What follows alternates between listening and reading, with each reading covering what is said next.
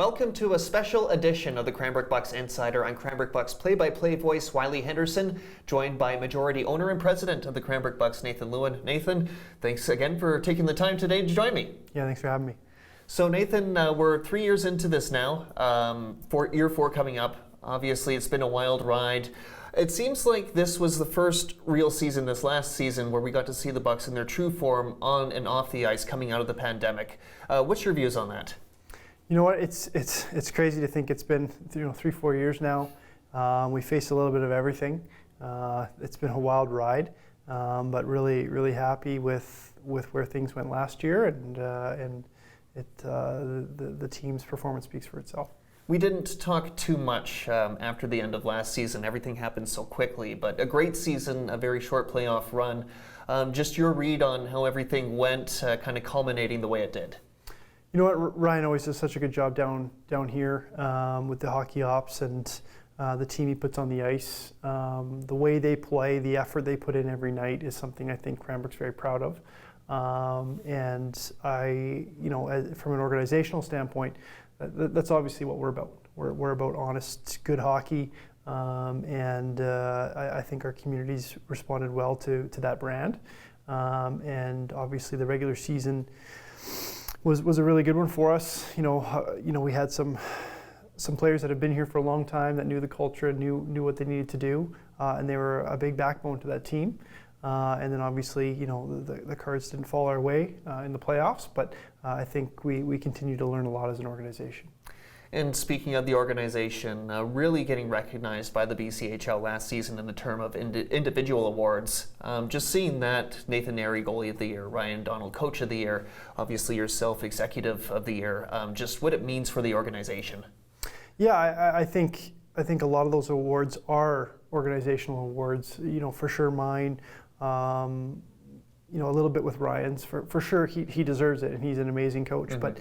But to your point, it speaks well on the culture that we're building. We believe in bringing in the best people, not just always the most qualified, but the best people, the people that have good character, and can fall in line with what our organizational beliefs are and what our mission statements are. So, and then of course, with Nathan Airy, his accomplishments so far in his career speak for themselves. And as I said before, one of those players that's been around, for the existence of our franchise, mm-hmm. and learned a lot about what we're all about. And obviously coming off last year, we are down one team now, the Wenatchee Wild, obviously moving up to the WHL. Now, one question I wanted to ask you, you used to play for the Kootenay Ice, obviously. Did you ever foresee a situation where that team would eventually become the Wenatchee Wild? It's been a bizarre series of events with that franchise. Obviously, having been a part of it, it does mean something to me, and I believe this community too. Obviously, we all know how things ended the last 2 years here, but glad that they have a home that will be stable for them. And that brings us into the BCHL a little bit. Obviously, it's going to be a very different looking league next season, not just with the Wenatchee Wild gone, but also with becoming an independent league. We're going to see a lot of different faces around the league for sure. And I guess from your point of view for the Cranbrook Bucks, how has that changed things as far as recruiting? You know what? That's a great question for Ryan. But so far, just seeing it kind of all unfold, it's been really good for our league. It's been good for our team to be able to have more open doors. I think the biggest thing for me personally is seeing more options for players, because that's really what it's about. It's about helping these kids find a stepping stone to college and the next level, and to open those doors to more kids with more opportunity. I think is a great thing. And from the BCHL's point of view, why the change? Why go to an independent league? Well, I think I'll point to the BCHL white paper that was published and talks a lot about the reasons as to why we wanted to see some change in junior hockey in Western Canada. Like I said before, I think making sure players are first, and then they get to make their decisions about where they go, I think is really important. And I think being in control of our business and what we want to do moving forward is really important for us.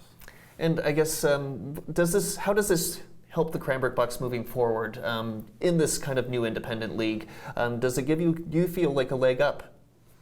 You know what? I think it's as far as recruiting and as far as the product on the ice. I think a lot of people agree that it's going to improve, and the talent pool has increased. And I'm excited to see for our fans that product on the ice. And we're going to start to see, for the first time, really some international talent coming into the Cranbrook Bucks. A couple of Swedish players, I believe, and heavily recruiting out of all corners of the USA. So really just a different look for this league, but it's really coming into sort of the future, or I guess the present is a way to put it, maybe. Yeah, exactly. We want to become the best league that we can be, and adding in those players helps us get there. And I think they'll be a good boost to our talent pool. Been a busy offseason for you as well, named to the BCHL Executive Board.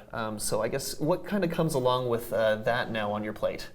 Yeah, it's great to be more involved at the league level, and to help push this league forward and be a part of those discussions and decisions. I'm very honored to be a part of that board and to contribute where I can. And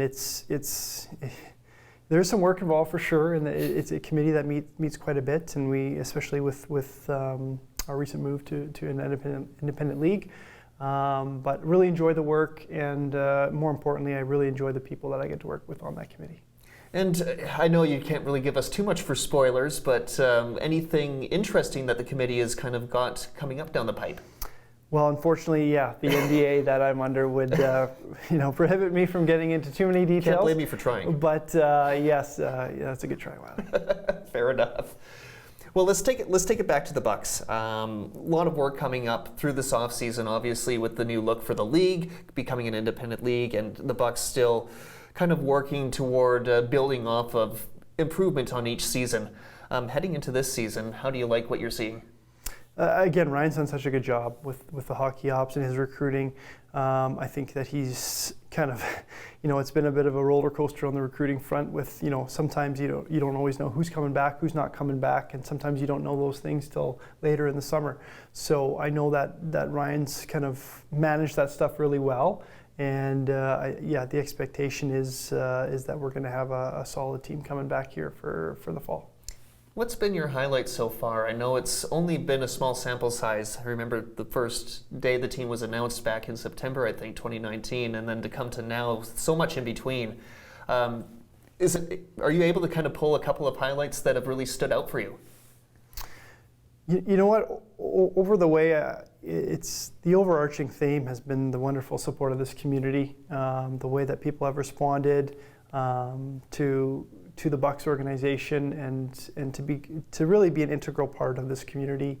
And that was one of our biggest goals when we first announced, and I really do believe we've achieved that. We've done some really good things. We've really altered the demographic of with more of the young families coming to the games.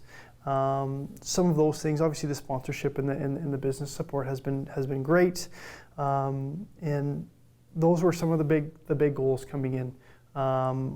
Which I think, like I said, have come to fruition, and just seeing the other thing that sometimes I miss too, and we just had our company meetings here a few weeks ago with my other owners, and they, hearing also about our players that go on.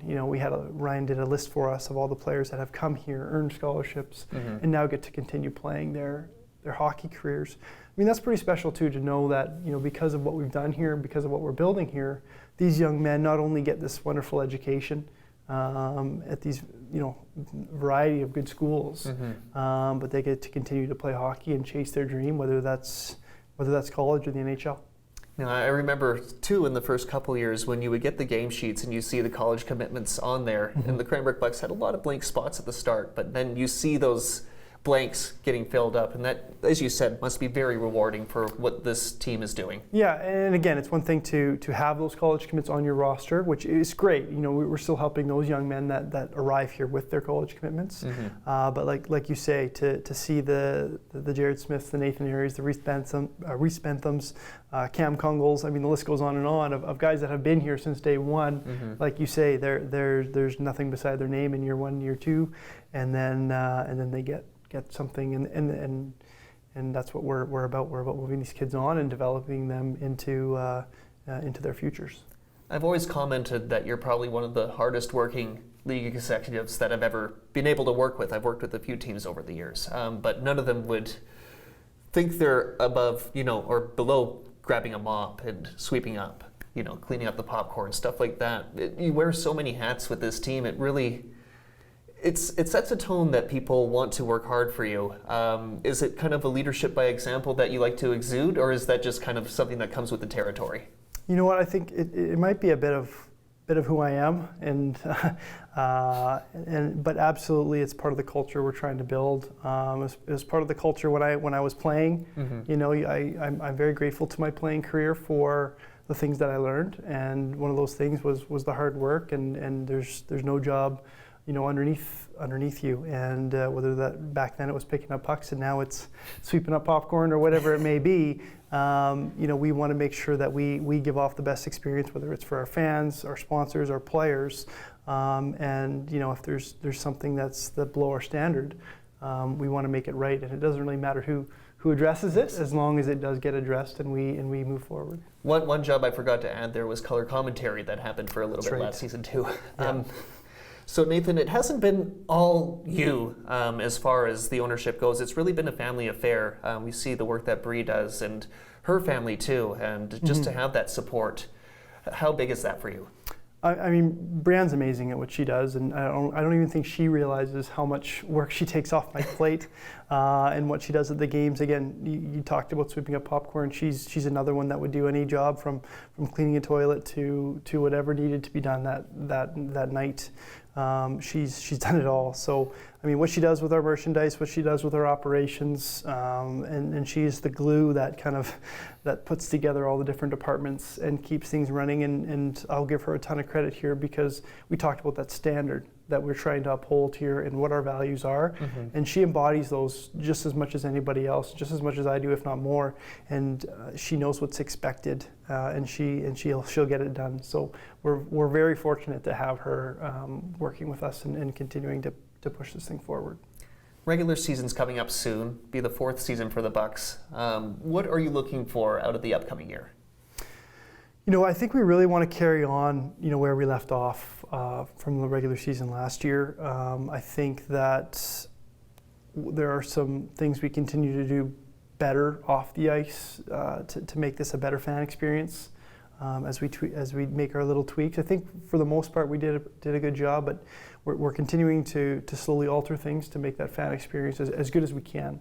Mm-hmm. And like I said before, on the ice, I think that it's up to Ryan to a large degree, but I think we're looking to get the new blood, the new players, accustomed to the standards around here and how we do things and the culture that we have. Mm-hmm. And that can take some time, for sure.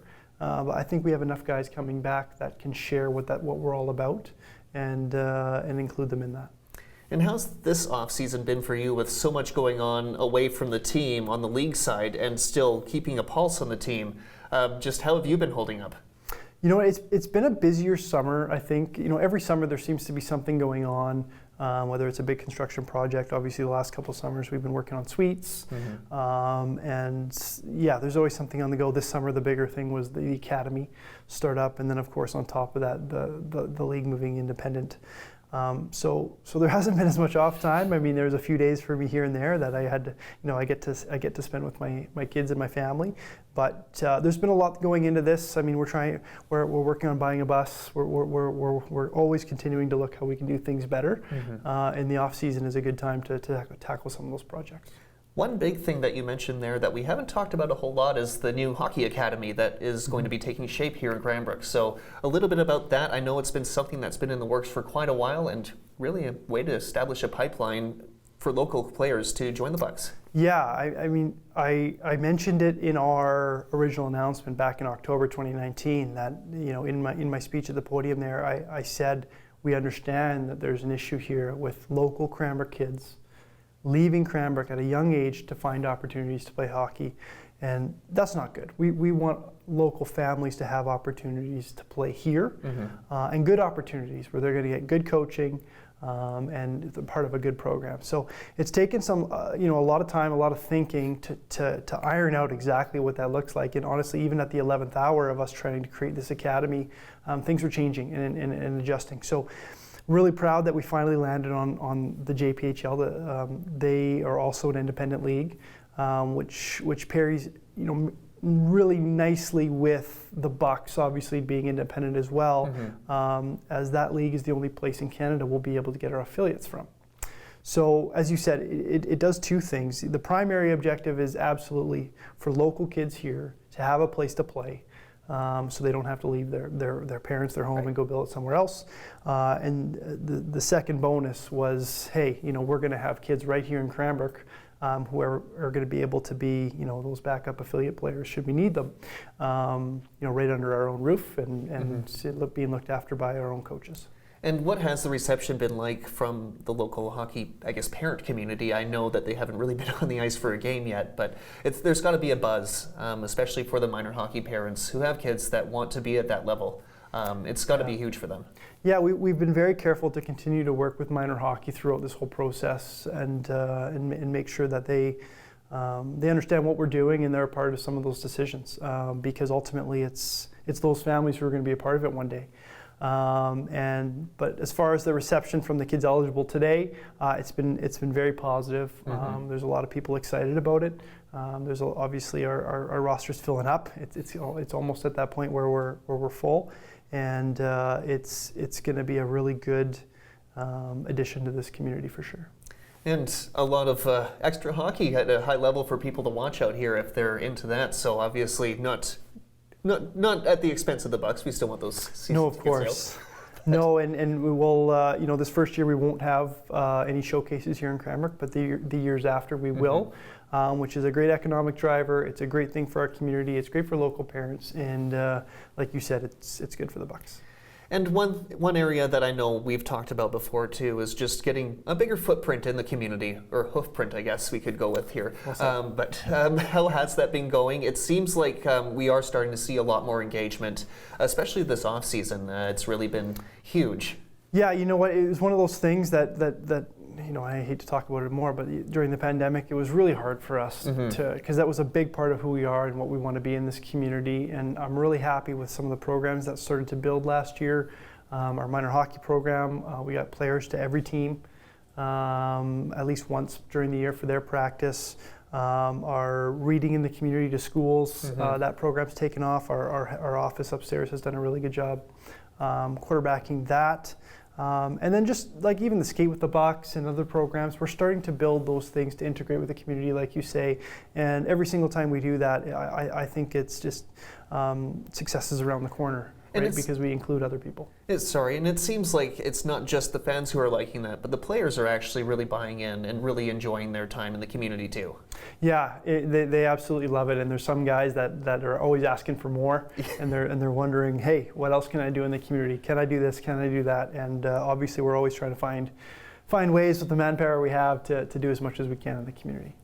Well, there's Nathan Lieuwen, owner and president of the Cranbrook Bucks. Nathan, thanks again for coming today. Really excited for the upcoming season, and I know the city is too. There's a lot of buzz and a lot to look forward to. Thanks, Wylie. There's Nathan Lieuwen.